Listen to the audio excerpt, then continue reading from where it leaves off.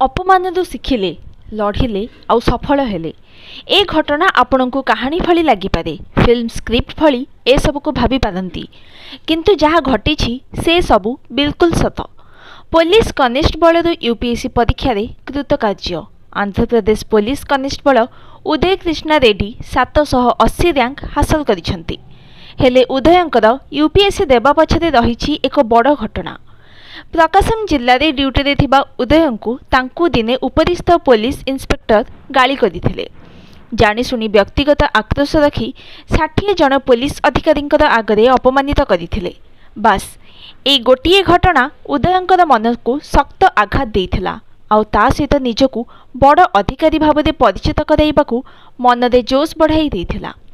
सेही अपमान उदय शपथ नहीं परिश्रम करी किभली यूपीएससी रे सफल हेबे से दिनरू दृढ़तार सहित अभ्यास लगी